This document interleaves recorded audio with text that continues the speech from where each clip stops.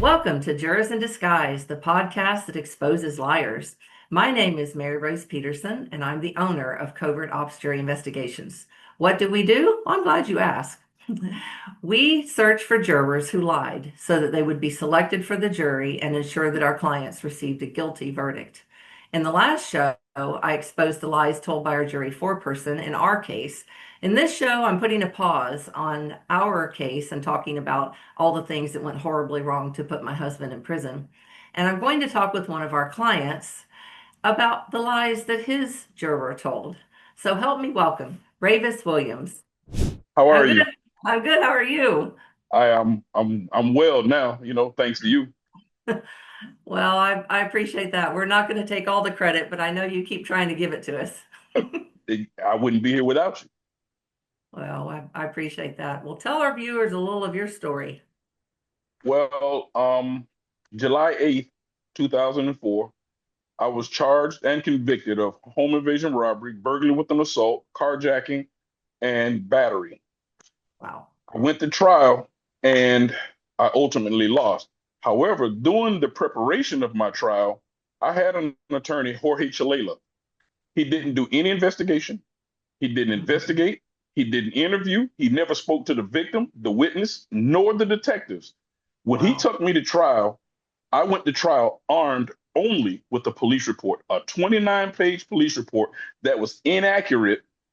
And I was found guilty because of that, as well as um, what MaryRose uncovered for as the jury goes. However, I appealed to the District Court of Appeals. My appeals was denied for ineffective assistance of counsel.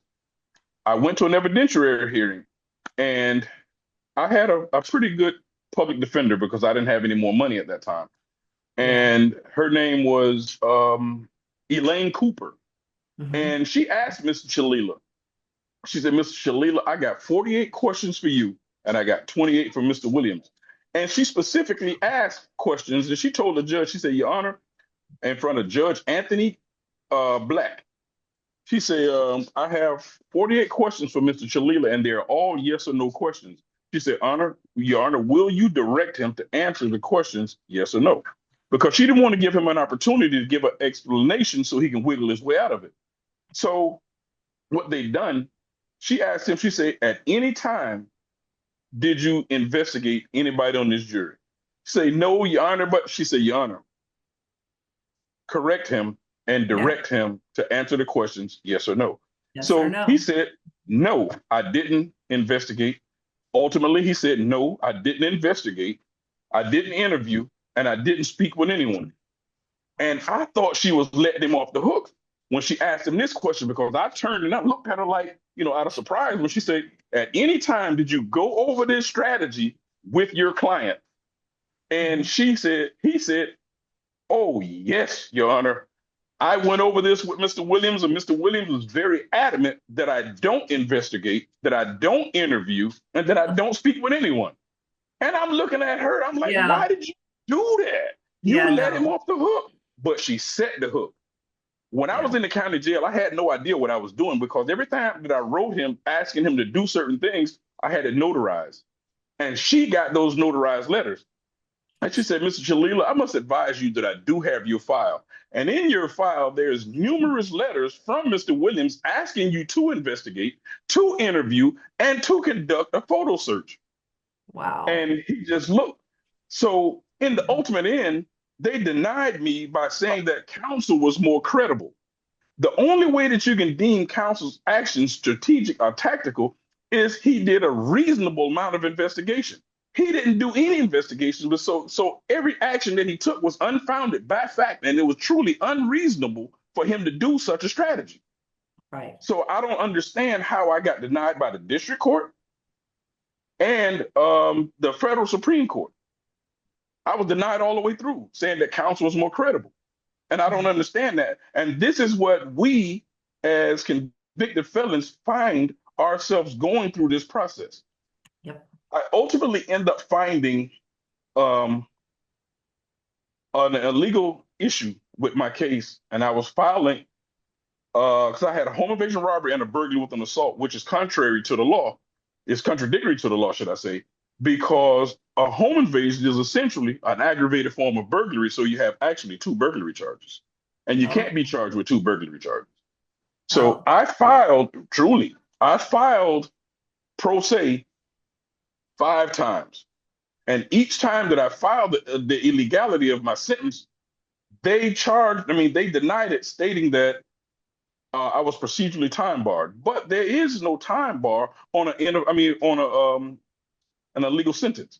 When you file an illegal sentence, the door is open for you to do such a thing. So they just denied me from a procedural perspective and never on the merits of the claim. This is how I got away with filing it repetitively for 5 times. But the fifth time, the judge says um, she denied it with prejudice. So I was like, okay, I don't want to get censured because I still want to extend my opportunity to file right. pro se motions because I didn't have the money to do so. So I ended up hiring um, Dina K. Marshall out of Riverview, Florida. Mm-hmm. And they treated her the same way that they treated me. She said, Ravis, we are absolutely correct. And the judge denied her from a procedural perspective as well. So I didn't know, I was at wit's end. I didn't know where else to turn. So a friend was talking about this lady, MaryRose Peterson. Mm-hmm. And I was like, man, I don't know, man, I don't know about this. I said, well, where is she located? He said, Tennessee. Tennessee? Don't you know I'm serving a life sentence? And oh, I forgot to say that. And ultimately, I received a natural life sentence, and I did 20 years and 1 month in Florida State Prison. Mhm. So once contacting MaryRose, um, she gave me hope. It was the Mhm. things that she said that inspired me to continue to have faith, not just in myself, but in the system. I had faith in the system when all of my faith was taken away because of the way I was treated.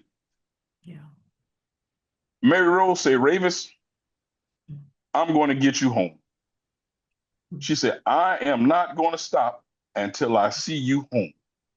I filed the motion. They denied it from a procedural perspective. And we appealed. They did it again. And then when we filed another motion to the Florida Supreme Court, they listened. Mhm. When they listened, I ended up going back to court.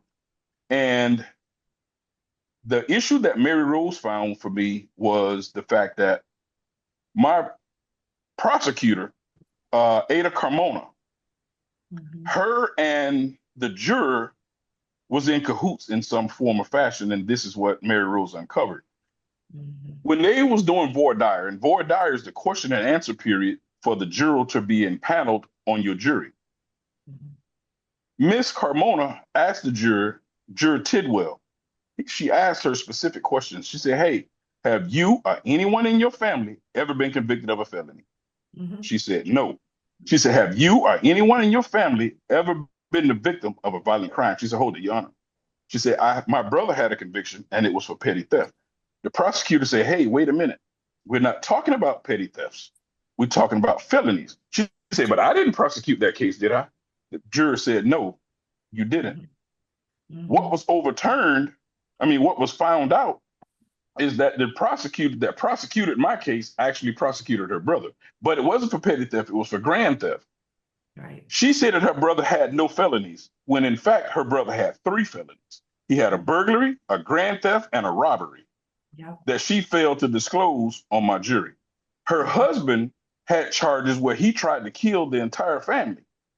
Her Mhm. other brother, he had multiple felonies. He actually had the same felonies that I was on trial for, Yep. home invasion, robbery, and the burglary. The Mhm. same prosecutor that prosecuted me, prosecuted him, gave him 6 years Yeah. probation and gave me a life sentence.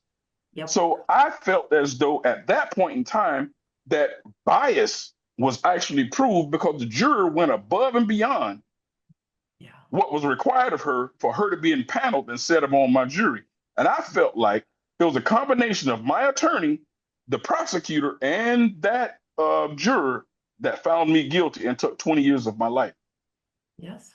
I did not, and I'm free. I can say what I want to say now, but I Yes, did you not can. commit the crime. I did not commit the crime. What it was actually a fight.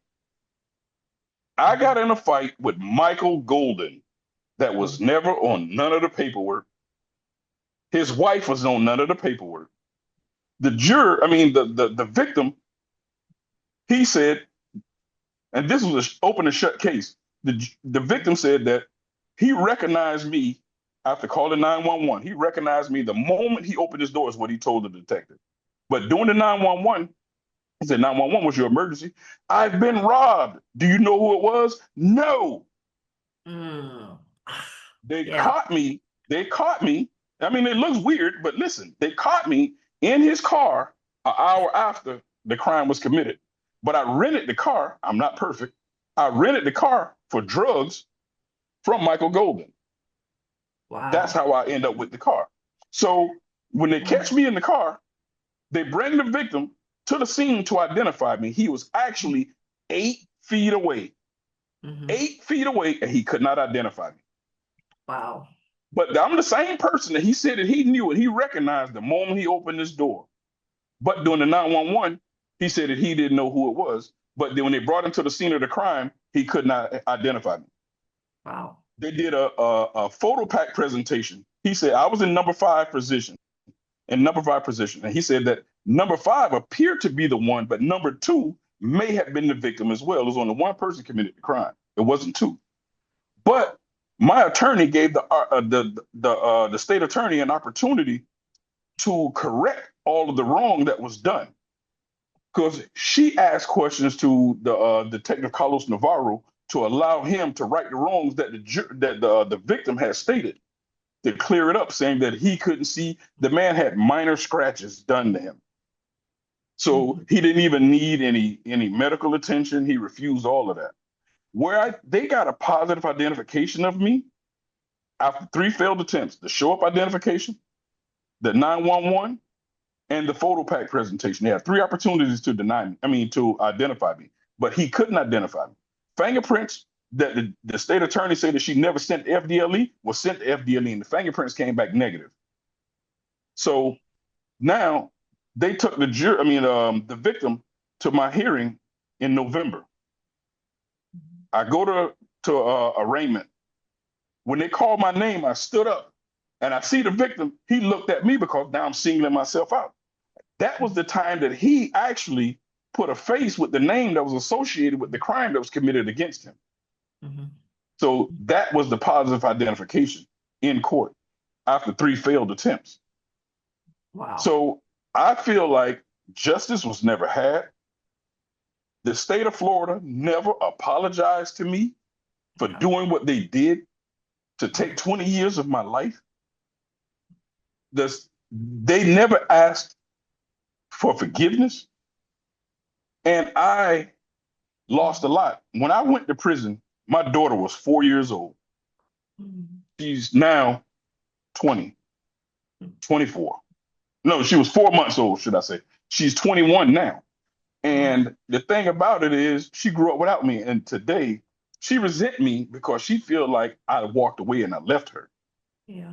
So I lost a lot dealing with these negative practices of the state attorney, my attorney, as well as law enforcement. But when you have no money and no other recourse but to file your motions pro se, everything that you do falls on deaf ears.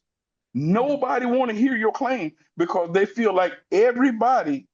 It was a Supreme Court justice I read in a case law one day, and it was so daunting that he said that if you were arrested, you are guilty. And I said, well, damn. If he had this mentality, these are the same people that I'm sitting my case in front of, and there is no reason why I keep getting turned down. Right. But again, I say, if I didn't have the help of MaryRose, I wouldn't be here. And she told me, she said, Ravis, I want to give help and hope to those who feel like they have no help. When I got denied, she said, Ravis, no, I called her. And I said, MaryRose, what else do you want me to do? I said, I can send you some more money to reinvestigate. She said, Ravis, no. No, no, no, no, no, no. I don't want anything else from you. I told you I'm going to litigate this case until you are free. She said, I'm just going to go back in and research some more. And I was like, wow, I couldn't believe it. I could not believe that this lady that never met me before believed in me and disliked the practices of the judicial system so much to where she founded this company to give people like me a second chance. Mm. Wow. Well, it's been an honor. I lost track of all the phone calls between us where, it was quite comical. And there were some that were a little heated because we were frustrated, not at Yeah, each other, but at the system for being denied. This juror should never have been on your jury. And then you experienced what all of our clients have, except for us. The reason that we got back in court and the prosecutor was so quick to work a deal, we never got to the juror interview or a new trial. We never got that far. We realize now, after getting out, and that's another two podcasts away, but I'm gonna talk about that, where the prosecutor had done so many dirty deeds that she knew with the level of intensity I was digging that we were probably going to figure out all the switcheroos and all the altering and all the things she did to put Martin in prison. So she was very willing to talk a deal, and we're going to talk next week about what she did even after she agreed to the deal. Within 12 hours, she refused to honor it. So we'll talk about that. But I believe that's why we were allowed to work out a plea deal and go home. We were never, there was no ruling on the juror misconduct at all. We just worked out a plea deal. And that night I was sitting with Martin around the hotel pool eating pizza.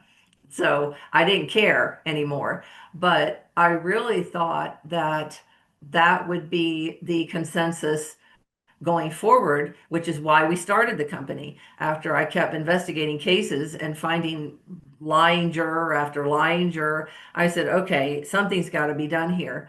And I truly believed that when we got back in court, or when our clients got back in court, based on the things we were finding, that they would be as disturbed, meaning the court would be as disturbed and outraged as we were, that somebody came in and lied and I call it hijacked the verdict. They put an innocent person in prison, and the courts instead have been quite angry. I have lost track of how many pages I've read of prosecutors filing briefs that's, I hate MaryRose Peterson and Covert Ops Jury Investigations. I think a lot of it's because we found what we found in your case. I think that we have exposed the state attorney's office for being in cahoots, as my mother would say, with the juror. I think that and I'm confident yours is one of those cases that they knew about that juror. You won't convince me that they didn't. And they intentionally asked her, I think it was scripted. I think they told her what to say. They said, here's what we're going to ask. Again, I can't prove it. It's just my hunch. But I believe that that is ultimately what led to you being able to negotiate something. And I'm so grateful that we were a part of it. right. And my case is somewhat similar to Martin's, so to speak, because my case, my juror case, never went to the courts for the courts to make a ruling on it. A deal was made. Right. A deal was made in my case as well. Right. And you unearthed the fact that in black and white, this is not hearsay, in black and white, that my prosecutor did prosecute members of my juror's family. Where Yes. she was under oath, the prosecutor was under oath as well, stating that Mhm. she did not prosecute no one in this juror's family. Right. Right. Now, at some Yes, point, I've got the I report in thought, front of me. Yeah, I was looking back over it, and it's like, there was it appeared to be prosecutorial misconduct in your case as well. and at this point, I haven't forgotten. and I haven't given up, but I want some type of civil action taken against Mhm. the penal system in some form or fashion. I don't know how, but I'm looking forward to the day that I can get some type of retribution for that. Yeah. Because 20 years Well, of my life was spent in prison for a crime that I didn't hold them. it was stolen from you from this by the state of Florida. And when a juror lies to get on a jury, when they have an out, had this juror been forthcoming and disclosed more than what she did, which was just that she had a brother. I was looking through your report earlier today, and I realized that and that was having a conversation with Attorney Carmona, and she said it was petty theft, my younger brother. That's all she admitted to. Well, she's having a personal conversation with the state attorney. She certainly should have taken that opportunity to disclose all the other things that we found, as you've beautifully laid out. She should have never been on this jury, and to say that she didn't have an agenda is ridiculous. I mean, when I showed you and told you about what we found and you got the report, you couldn't believe it and I couldn't believe it. And how is it then that you went back to court with all of this evidence of juror misconduct and then it gets denied? And then you take all of this and you send it to the appellate court, expecting those judges to be as horrified as we are that this person came in and committed a crime to ensure your guilt. And then the three appellate judges go, denied. Oh, but check this out. The Middle District, the federal court in the Middle District here in Tampa, the judge was appalled at the fact that the District Court of Appeals upheld the trial court's decision in denying summarily denying my case. And the district court PCA'd me, procurement firm without an opinion. But the federal judge, he was actually on my side. He was like, I'm appalled at the fact that they didn't correct this. Right. And Good enough. he was going to give my case leeway. Mm. And that's what we use as a bargaining tool for me to get out of prison, which I end up getting out of prison. They gave me 3 years probation and 3 years of conditional release running together. So, And but isn't as it of crazy that you had to agree to anything? Martin right, had to agree to probation and got immediately hooked up with a sex offender probation officer from hell. So, they knew that this crime was not properly prosecuted. And yet, for you to get out, you had to make a deal with the state of Florida, who was already wrong, and you had to agree to more time, basically. And they held yes. your freedom for ransom. And you want to know another thing? I've only been out, I've been out now 9 months. And in Mhm. those 9 months, every requirement, listen to the words I say, every requirement that the state of Florida had me to do, I've done. I'm I've sure. paid my, I have paid, I've done my classes, I've paid off my restitution, I paid off all the court fines. I even paid up my monthly probation for the following 3 years. I end up paying like $3,179.44 to be exact.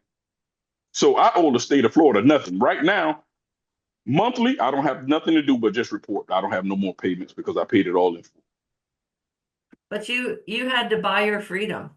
Yeah, And we proved that this was a wrongful conviction and the state of Florida owed you a new trial. But instead they exercise the only two real tactics that they have are stall and deny. They should never been denied in the lower court. You didn't even get a hearing, correct? Or a juror correct. interview. No, So no. how do you take all of that? How do you take all of that and look at it and just go, eh? I mean, why wasn't the judge? I understand the state doesn't want to retry this. I get that. But why was the judge so indifferent to someone? We told them someone came into your courtroom and committed a crime, and you don't give a, yeah, I'm starting to get ready to cuss. With You don't me care, for and filing the you, motion. They got upset with me for filing the motion because the yes. juror Well, lied. The they juror yell lied. at They me, wasn't mad scream at at the me. juror. I know. And that's like, why aren't you mad at the juror? Why are you mad at me? Why are you angry at our client? And then they start pulling this crap with, well, you could have found it sooner. What? You could have found it how? We had to jump through hoops just to get the information on the juries. So Mi- how are you supposed, you're incarcerated. How are you supposed to find out who these jurors were and then investigate them with no access to the internet? Okay. It's First of absurd. all, I'm in prison. Yes. This is the process. Once I was found convicted, I was found guilty.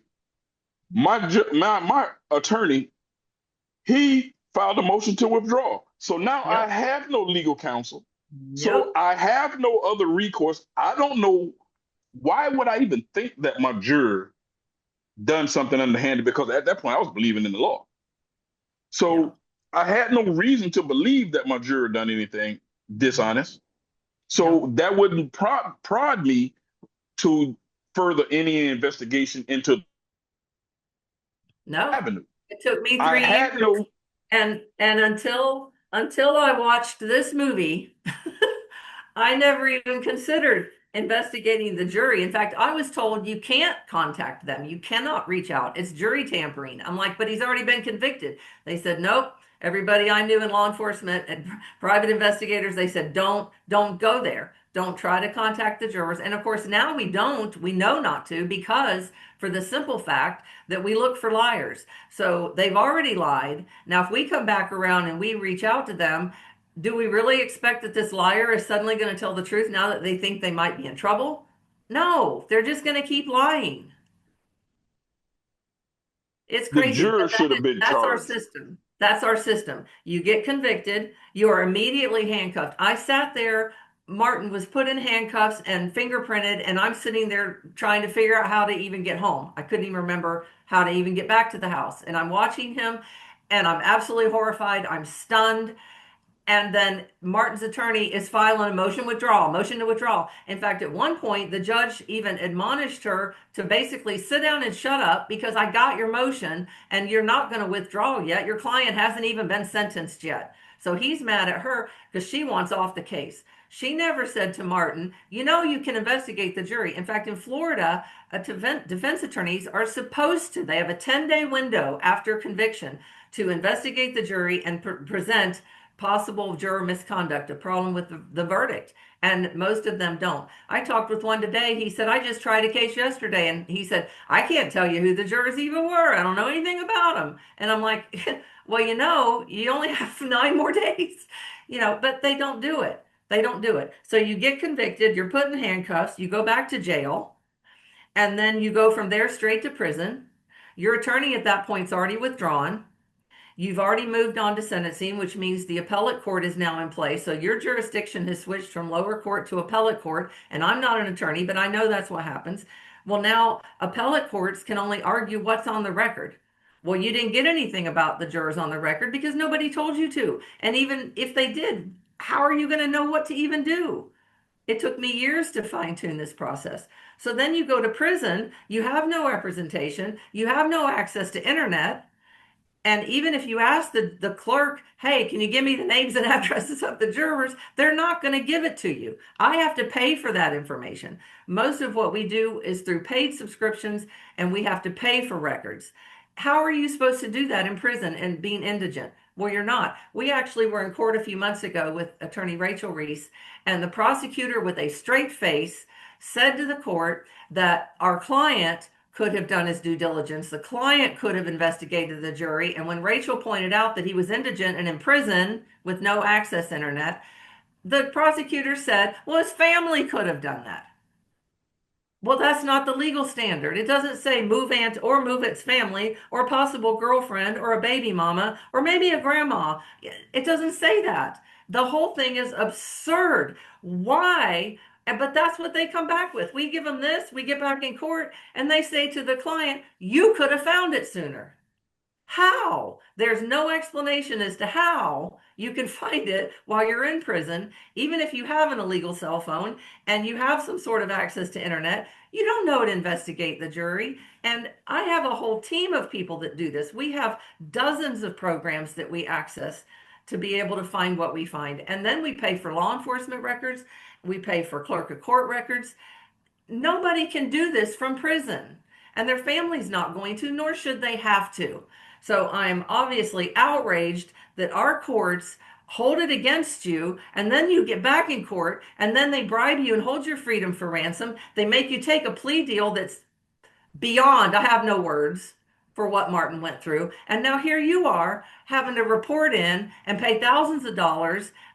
Why? You should never have been convicted in the first place. And when you went back with this, that appropriate emotional response and the appropriate legal response would have been, let's bring the juror in here and let's charge them. Let's charge her for her crime. She should have been Absolutely. arrested and prosecuted, and you should have been given a new trial.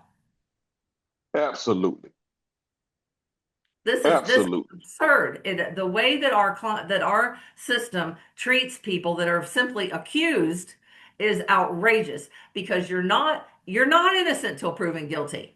You're guilty and you have to prove your innocence, but then you go in there and, like you said, your hands are tied behind your back because they don't even have documents for your attorney. Your attorney isn't even going to present any proof. Martin's daughter was still a virgin. So how could she had been raped every day for 5 years? You're still a virgin. But that wasn't even presented at trial. Why not? Why not? Well, again, was his attorney in cahoots with the state? Because we found out later that they were in the same running club with the judge and his wife. The prosecutor and the judge and his wife and the prosecutor's husband go to bike week together, and according to them, they stay in the same hotel room. Disgusting? Yes, but it's a house. It's a court house. When you walk in there, Ravis, they had no intention of letting you walk out the front door, but they should have, because they didn't have anything on you. They didn't have anything on Martin. And then here we are, two people and two men whose lives have been destroyed in prison for life with no chance of parole. That was my sentence. Yeah, I That know. was my sentence. I know. It's unthinkable, but that is what our system does. And the other thing too is, when you go back on some sort of ineffective assistance of counsel, all they have to say is that was my trial strategy, and they're off the hook. It's like a free get out of jail card, because your trial strategy. Well, it was effed up, but you know what? And it didn't work, obviously, because my client got convicted, but that was my trial strategy. What? No, sleeping through trial is not a trial strategy. Not asking questions, not presenting evidence. That's not a trial strategy. That's lazy. That's wrong. But you certainly catch that $30,000 check. Yeah. That's where we're at. You go back and you claim ineffective. And even if I have seen attorneys that threw themselves on the sword, criminal defense attorneys that said, I was ineffective. I was young. I didn't know what I was doing. I didn't prepare well. I did a terrible job arguing. I should have objected more. I should have presented more evidence. I was completely inept at this trial. And do you know our clients are still in prison? It's just unthinkable. It's absolutely unthinkable what we have reduced our lawful system to. It's not lawful. It's full of schemes and lies and altered transcripts. And here you are. I mean, my heart is broken for you, having a daughter that is grown up without her daddy and now doesn't want anything to do with you. I pray that she watches this, because that's not fair. That's not fair to you. And it's not fair to blame you for not being there for her. You blame the state of Florida. You blame this juror, but you don't blame you. Yeah, I'm blamed that she don't want to have no dealings with me. She said I walked away from her. Well, you didn't. And you, like us, you believe in the system. You believe that you're going to go in there and you're going to hear the truth, and that your case is going to be presented, and that the jury is going to take their time and they're going to listen and they're going to deliberate and they're going to talk about it and they're going to decide there's no case here. And nobody proved that he was the guy. And that's what you think. But that's not what That was happened. my thought. That was my thought process. That was And my thought process. Yeah, we did the And same thing. I never cried. I never cried when I was convicted. Never shedded a tear. When I did cry is when they did my direct appeal, and my direct appeal was denied. And that in itself didn't make me shed a tear. When I shedded a tear, and what I shedded a tear for was I got all of the evidence that was used against me. I got my entire case file in 2 boxes. Wow. And now I got these 2 boxes with no illiterate to the law, no experience, none whatsoever. But I supposed to find this proverbial needle in the haystack. Okay, Mhm. if I find this proverbial needle in the haystack, what do I do? How do I present it? Mhm. Man, I cried, I cried, I cried, I cried because I didn't know what to do. Yeah. That's what I cried for. Yeah. But, you know, um, through self-litigation, self-knowledge, it gave me a lot of insight on what to do, how to do. And, the best book that I read was The Rules of Court. Yeah. If you can't speak their language, then you can't do nothing. But what's the point in knowing all of this if you're presenting the proper case, the proper evidence, the proper facts, should I say, and it Right. falls on deaf ears? Right. And it does. It does. We were in court with our judge on another client's case of juror misconduct that we found. Now, this case, and I'm going to actually talk about that in a few weeks because it's horrifying what this poor guy's been through and his family. But the judge, our hearing was delayed because the judge was on a Zoom convo with a gentleman in the jail desperately trying to argue his case pro se, which means he didn't have an attorney. It was just him. He did like you. He knew the facts of the case and he's trying to argue this wasn't heard at trial and that's not how it went down. And the judge actually started screaming at him and telling him to shut up. If you will just shut up, I'm going to tell you what you're supposed to do. And I was horrified. I'm like, first off, that's really inappropriate. And you're a judge. I was absolutely horrified. This poor guy is just trying to fight for his life, and you're making fun of him. You're rolling your eyes. You're screaming at him. You have no respect for what he's saying. And in the end, you just cut him off. Denied, denied, denied. And then we went into the juror interview, and she came in and admitted everything we found on her. And then the judge starts yelling at her, makes her start crying. I mean, I'm just horrified at their behavior. This is the same judge that I said a few weeks ago, called in jurors who didn't show up for jury duty and yelled at them and admonished them that they better act like an American and show up for your civic duty. Well, what happens when these people show up for their civic duty, but they don't act like an American? In fact, they lie to get on a jury to make sure that somebody is going to be convicted. They don't care about the truth. They're not listening to the facts. Many of our clients have jurors who've slept through trial. And yet we show this, and instead of being outraged and horrified that this has happened in their courtroom, they're mad at me. They're angry at our company for exposing it. I've been told that we are not well, the state of Florida is not a fan. And I figure if we are stepping on toes and ruffling feathers, then we must be doing something right. Well, I am grateful for you and your company. I am truly grateful because if it wasn't for you, I wouldn't be sitting right here right now. Well, you and I had a lot of conversations, and you refused to give up. And I agreed with you. I said, I'm not giving up on you either. But you had fortitude about you. You had, and that's what hurts me even more about your daughter. You fought for over 20 years to get home to her. You fought to get out. You fought. And when you went back to court and you had a legitimate claim that should have sent you home, they just denied it. I'm just glad you're home. Thank you. I'm glad to be home. And like I say, thanks to you and Brian. Well, Thanks to well, you and Brian, man. I wouldn't be it here. was an honor. It was an honor to work with you and to now call you our, I mean, I've considered you a friend for a long time before you even Yeah, got you out. have. You have. You have. Yeah. And you Yeah. treated me as such. You just didn't call me that. You treated me as such. It's one thing to call someone a friend, but it's a lot different when you treat that person as a friend, then call them a friend. Well, and I told you, we will support you when you get out. We'll do whatever we need to do to get you back on your feet. But I And you knew did that, that. well, yes and no. I knew that that wasn't really going to be necessary because I knew I knew the kind of man that you were. And I said, he's going to hit the ground running. And I said, Yeah. and perfect example, if you want a job, you're going to get it. You're going to Yeah. talk to them into Yeah. hiring Yeah. you. Yeah. Yeah.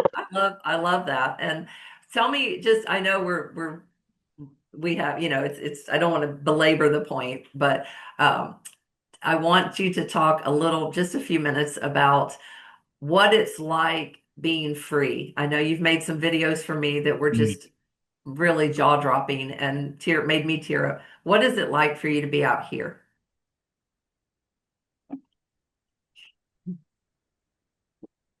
Hey, oh man, you just gave me goosebumps.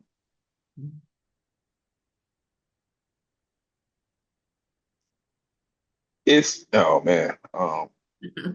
Yeah. You know, I always had hope and aspirations of being free, but I never thought I would be free. Yeah. I got home and I met this woman like 2 years ago, and I made her a promise. I said, man, if you stand by me through this incarceration, I will stand by you and take care of you. I got out of prison August 15th of 2024. And August 30th, I married that same woman. Yeah.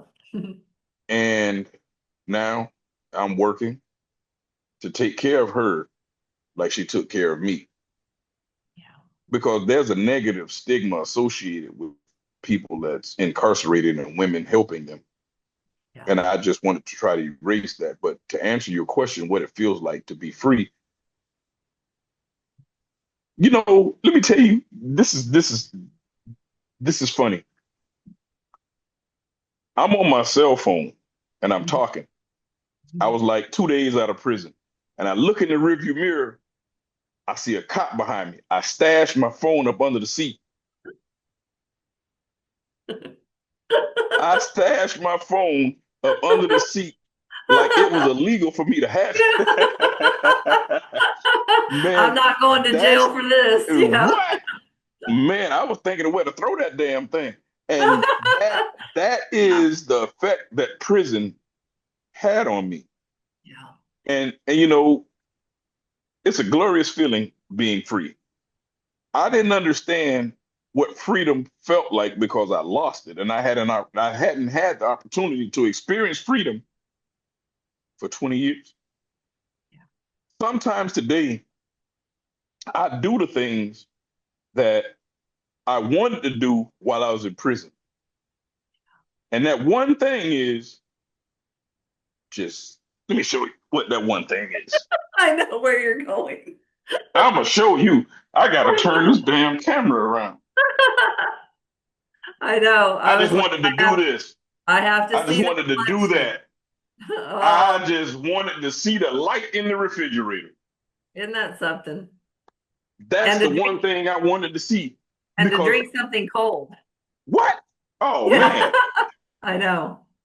But Yeah. one thing that I haven't gotten over, and I don't think that I would ever get over it, Mhm. and that is how to eat sociably. Yeah. Because for 20 years, I had a time limit Right. on me being able to eat in the cafeteria. Right. When they say get up, they mean get up and stop eating. You don't eat anymore. You throw your food away. If you don't now, you disrespecting them. You subject to go to confinement or get your butt whooped. So I'm accustomed now to eating, and when we go to social functions, I'm Mhm. always the first one eating. Mhm.